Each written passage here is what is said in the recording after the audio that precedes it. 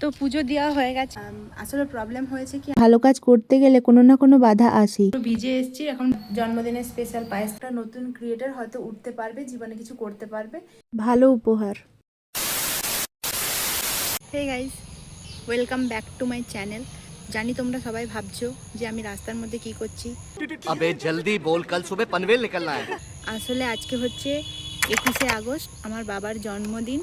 তো তাই কিছু জিনিসপত্র কিনতে বেরিয়েছি। তো দেখি কতটা কি কিনতে পারি, যতটা পারবো তোমাদের সাথে শেয়ার করব। আমি যতক্ষণ যাচ্ছি তোমরা এই সিনেমাটিক শটটা দেখো।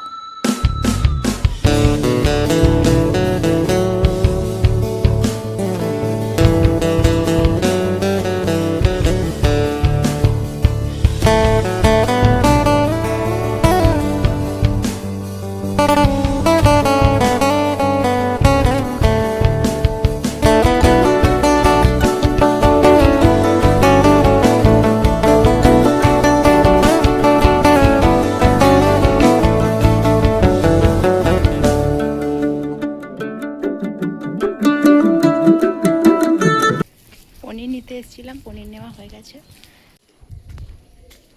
তো চলো নেক্সট কী করছি দেখাচ্ছি। তো চলো, মিষ্টি নিয়ে নেওয়া হয়ে গেছে, এবার বাড়ির দিকে যাই।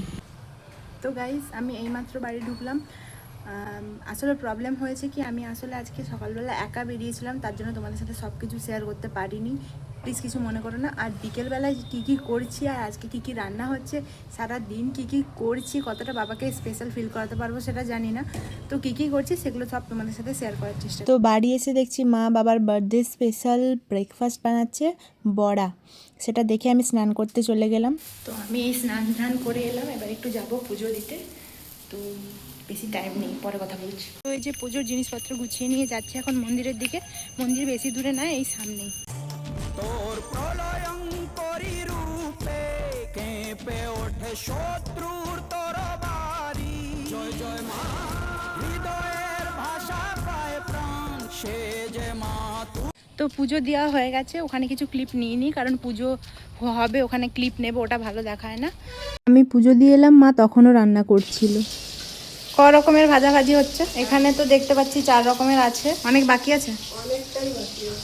চলো মা বাকি রান্নাটুকু করুক, তোমাদের সাথে একেবারে লাঞ্চে দেখা হচ্ছে। বাবা এখানে ক্যামেরা দেখে কি রিয়াকশন দেবে তাই বুঝতে পারছে না। আর আজ আমাদের বাড়িতে নিরামিষ, কারণ আজ বৃহস্পতিবার। এখানে আছে ভাত, 9 রকমের ভাজা, তার সাথে আছে আলু পোস্ত, ধোকার ডালনা, ডাল, চাটনি আর 5 রকমের মিষ্টি, পায়েস। দুপুরে খাওয়া দাওয়ার পর হচ্ছে এখন বেরোবো কেক কিনতে, আর আরও কিছু জিনিসপত্র কিনতে। কী কিনলাম বাড়ি এসে দেখাচ্ছি। আমার মনে হয় একজন বাবাকে দেওয়ার জন্য তার সন্তানের এর থেকে ভালো গিফটের কিছু হয় না। হ্যাঁ, ফুল। কারণ সারা বছর যেই মানুষটা তার সন্তানদেরকে ফুলের মতো করে আঁকলে রাখে, সে তার জন্মদিনে একটা ফুলের বুকে ডিজার্ভ করে। কেন জানি না, কোনো ভালো কাজ করতে গেলে কোনো না কোনো বাধা আসেই, ঠিক যেমন এই অসময়ে বৃষ্টি। তো গাইস, আমরা একটু মোড়ে এসেছি, কারণ কয়েকটা গ্রসারি শপিং করতে হবে রাতের খাবার বানানোর জন্য। তো সেগুলো নিয়ে নিই, কী কী নিয়েছি সেগুলো তোমাদেরকে দেখাবো। তো গাইজ, এখন আমরা বাড়ি চলে এসেছি, আর রাস্তার মধ্যে এত বৃষ্টি এসেছিলো যে আমি মিয়ামরে গিয়ে সেরকম কিছু ক্লিপ নিতে পারিনি, পুরো ভিজে এসেছি। এখন ড্রেস চেঞ্জ করে ডেকোরেশন করব। তো ডেকোরেশনের পর তোমাদেরকে দেখাচ্ছি ফাইনাল আউটকামটা।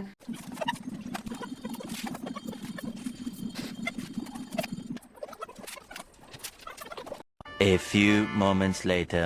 তো এই হচ্ছে ফাইনাল ডেকোরেশন, আর বাবার জন্য এই ফুলের বুকেটা আর এই রোজটা নেওয়া হয়েছে।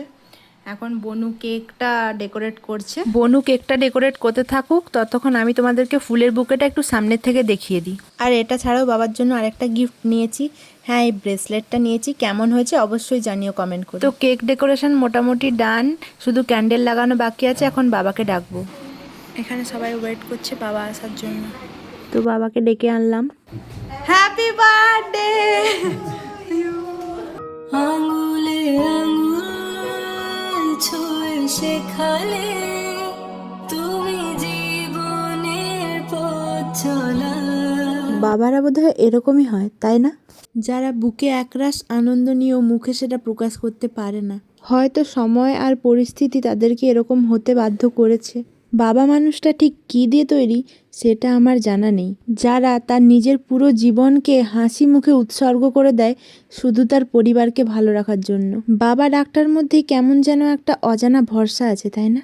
যেখানে নেই কোনো কালকের অনিশ্চয়তা, যেখানে নেই কোনো দুশ্চিন্তা।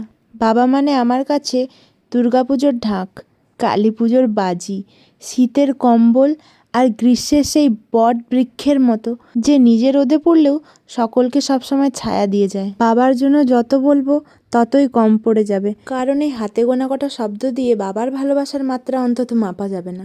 এই কিছু কিছু সুন্দর মুহূর্তগুলো আমার ফ্রেমবন্দি করে রাখতে খুব ভালো লাগে, যাতে জীবনে কিছু থাকুক না থাকুক এই সুন্দর মুহূর্তগুলো যাতে আমি সারা জীবন আমার মনের মধ্যে রেখে দিতে পারি। তো অনেক কিছু বলে ফেললাম, আর বেশি বকবক করব না, তোমরা বাকি সেলিব্রেশনটুকু দেখে নাও। তো এখানে মা বাবাকে ফুল দিচ্ছে, তাও আবার আমাদের সবার জোর করাতে। তারপর আমরা তিনজন মিলে বাবাকেই একটা গোলাপ দিয়ে দিলাম। তো চলো গাইস, কেকটাই তো কাটা হয়নি। নিজে না খেয়ে তুমি খাওয়ালে তারপর সবাই মিলে বাবাকে একে একে কেক খাইয়ে দিল। বাবা তুমি আমার যত খুশির কারণ বলো তোমার মতো করবে কে বাবার জন্য আনা ওই ব্রেসলেটটা বাবাকে পরিয়ে দিচ্ছিলাম। এই মুহূর্তগুলো কতটা আমার কাছে ইমোশনাল সেটা আমি তোমাদের বলে বোঝাতে পারবো না। ভিডিও দেখে হয়তো মনে হচ্ছে ইমোশনাল বলে কিছুই নেই, কিন্তু যত এই মুহূর্তগুলো দেখছি তত ইমোশনাল হয়ে পড়ছি। তোমার মতো কেউ এতটা তো এবার বাবার বার্থডে স্পেশাল ডিনারটা দেখে নেওয়া যাক। কি কি করেছো? মিষ্টি, এটা কি? চানা মশলা, এটা বাটার নান। আজকে নিরামিষ, তাই সব কিছু নিরামিষের উপরেই হবে। এটা কি?